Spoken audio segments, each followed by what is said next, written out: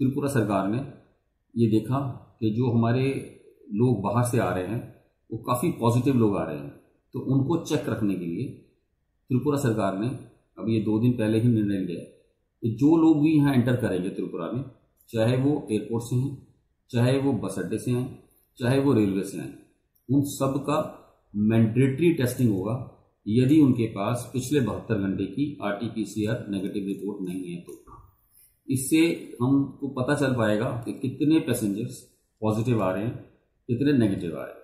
तो नेगेटिव वालों के लिए हम सेल्फ मॉनिटरिंग के लिए उनको कह रहे हैं 14 डेज, और जो पॉजिटिव हैं उनको मैंडेटरी होम क्वारंटाइन के लिए कह रहे हैं।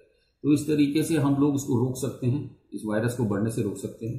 प्लस हमारी त्रिपुरा सरकार जो कर रही है अपने स्टेट के लिए, वो आप सबको अलग से मालूम है, कर्फ्यू लगा रहे हैं, आपका जो गैदरिंग है उसको रोक रहे हैं, कड़ाई से नियमों का पालन कर रहे हैं। और एयरपोर्ट के ऊपर हमने इसको पूर्ण रूप से इसको इंश्योर किया है कि किसी भी तरीके से कोई भी आदमी बिना मास्क के, बिना सोशल डिस्टेंसिंग के एयरपोर्ट के अंदर प्रवेश ना करें और उस नियमों का पालन करें।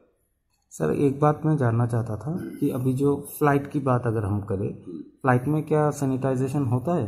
हाँ, फ्लाइट में वो एयरलाइंस करती है, आपको शायद पता हो, जब भी एयरलाइंस में उद्घोषणा करती है, प्रवेश का जो उद्घोषणा करती है, जो एयर होस्टेस उद्घोषणा करती है, उसमें पहले यही बोला जाता है कि हर फ्लाइट ऑपरेशन से पहले फ्लाइट को पूरी तरह से सैनिटाइज कर दिया गया है, तो आपको अलग से सैनिटाइज करने की जरूरत नहीं है।